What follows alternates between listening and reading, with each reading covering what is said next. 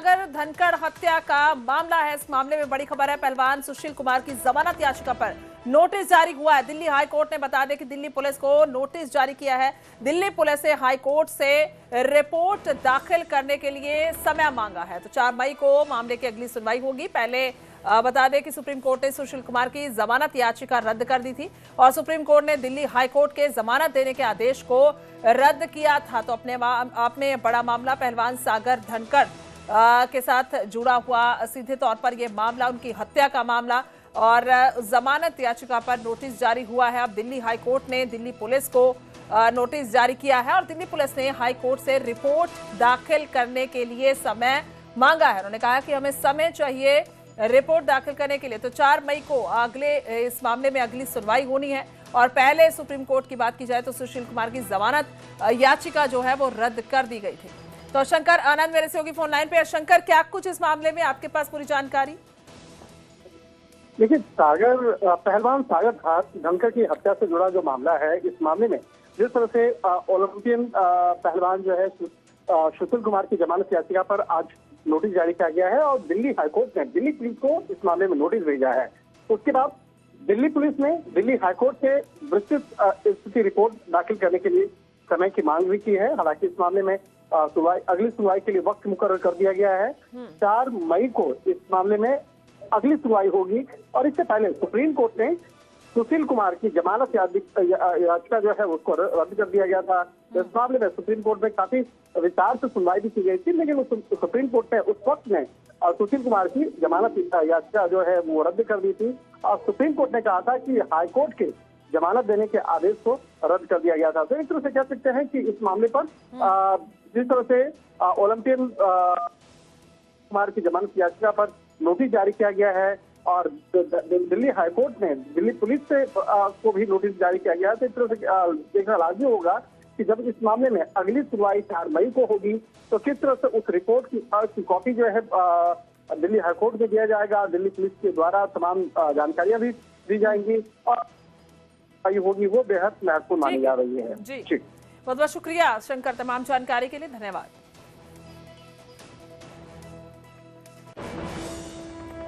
आगे बढ़ेंगे, खबर गुरुग्राम से है जहां पर लिव इन पार्टनर की पिटाई सनकी युवक ने की और बंधक बनाकर पार्टनर को पीटा है। बता दें कि चरित्र पर शक के चलते पिटाई की गई। पुलिस ने आरोपी युवक को गिरफ्तार कर लिया है। अपने आप में बड़ा मामला है क्योंकि त्रिपुरा की रहने वाली ये लड़की बताई जा रही है। हालांकि कई तरह के मामले अब तक पंजाब और हरियाणा की खासतौर पर बात कर ली जाए तो इस तरीके के सामने आए जब लिव इन पार्टनर को न सिर्फ पीटा बल्कि उसका मर्डर तक कर दिया गया। हाल ही में बठिंडा से ऐसी खबर आई थी जहां पर सूटकेस में लाश मिली और बाद में पता चला कि लिव इन पार्टनर की ओर से ही वो कत्ल किया गया। उधर सोनीपत में नशे में धुत शख्स ने जोरदार हंगामा किया। शराब के नशे में कई गाड़ियों की तोड़फोड़ की और तोड़फोड़ करने की तस्वीरें भी सामने आई हैं। शराब के नशे में मजदूरों को भी पीटा गया है। सोनीपत से यह खबर है और तस्वीरें भी सामने आई हैं। शराब के नशे में धुत जो है ये कार्रवाई की गई है। कह लें कि इस तरीके से जोरदार हंगामा हुआ। नशे में धुत शख्स ने हंगामा किया है। शराब के नशे में कई गाड़ियों में तोड़फोड़ की है। तोड़फोड़ करने की तस्वीरें सामने आई हैं और मजदूरों को भी पीटा गया है शराब के नशे के चलते। और सोनीपत से एक खबर है, हंगामे की ये खबर है। हंगामे की तस्वीरें भी कुछ सामने आई हैं और कई गाड़ियों की तोड़फोड़ की गई। सीधे तौर पर न सिर्फ नुकसान की बात की जाए तो माली नुकसान काफी किया गया। गाड़ियों की तोड़फोड़ की गई, इसके अलावा मारपीट की गई है। मजदूरों को इस मामले में पीटा गया है, हंगामे के दौरान पीटा गया है। सोनीपत से ये खबर है।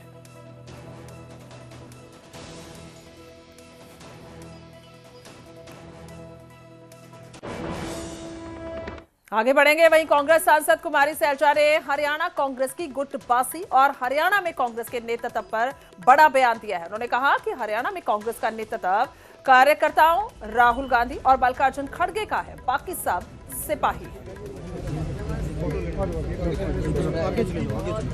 यहाँ पर नेतृत्व हमारे कार्यकर्ता का है, राहुल जी का, खड़गे जी का है, बाकी सभी लोग सिपाही हैं। देखो, आपको सच्ची बात बताऊं, बजट कई आए लेकिन बजट में हम क्या देखें, क्या उम्मीद करें? अब तो सभी लोग बिल्कुल ही नाउम्मीद हो चुके हैं कि फिर इन्होंने कोई नई बात दे देनी है या पुराने नाम बदल देने हैं ऐसा दे देंगे और अगला बजट आएगा फिर कोई और बात आ जाती है। सिवाय इसमें राजनीति के हमें कुछ दिखता नहीं है। तो बजट वो होना चाहिए कि जो आम लोगों के लिए कुछ बेहतरी लेकर आए, विकास हो।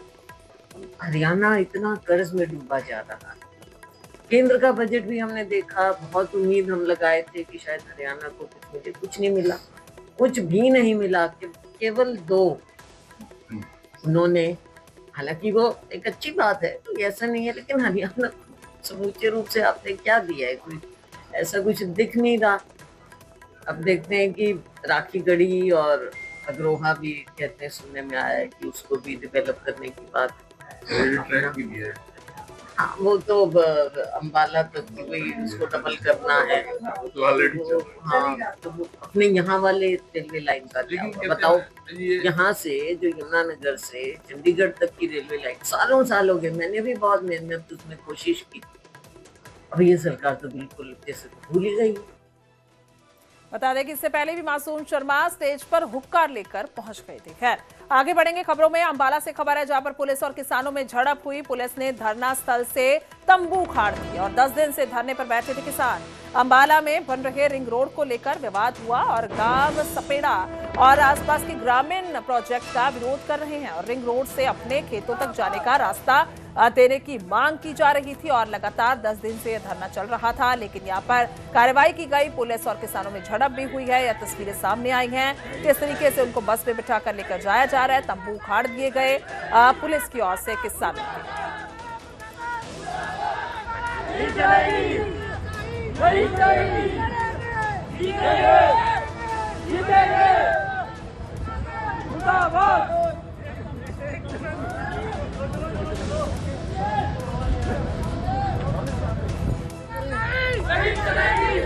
मामला है सपेड़ा में 2 महीने से धरना चल रहा है हमारा रिंग रोड के लिए। इस पे रास्ते देने खेतों के और एंट्री देनी थी और इन्होंने कई रास्तों पर तो छोटी छोटी पुलियां लगा दी जिसमें से ट्रैक्टर कुछ भी नहीं निकल सकता। तो उसके लिए हम बैठे थे 2 महीने से, कई टाइम की वार्ता भी हुई, उसमें नहीं कोई समस्या निकल सकी।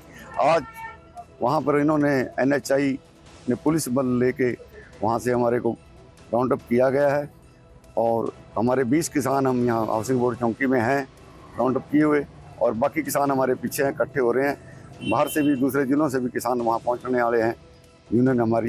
तो आगे वो जो इकट्ठे होकर वहाँ जो भी करेंगे आंदोलन अब बड़ा करना पड़ेगा हमें को।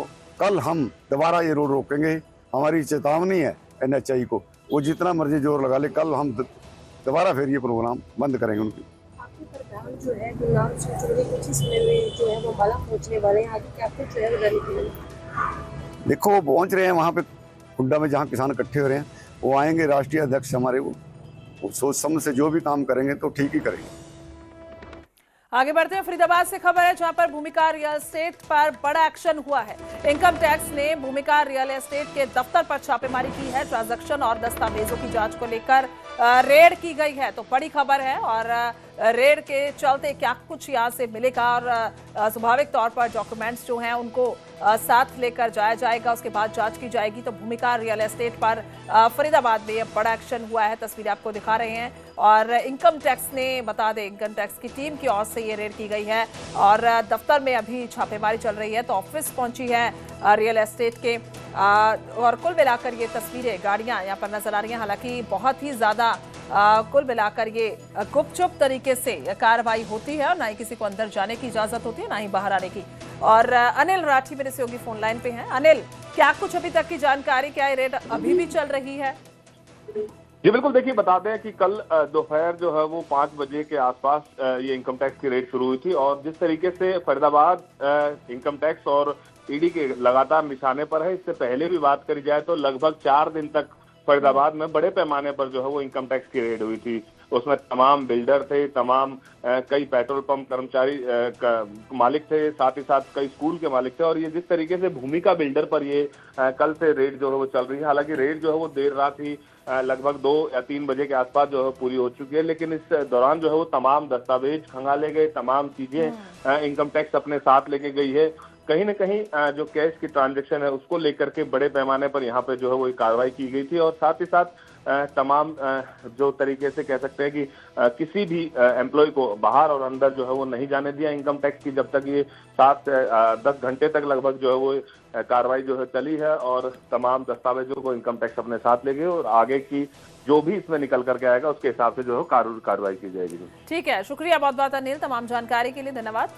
तो रेड हुई और कागजात जो हैं वो एजेंसी अपने साथ ले गई।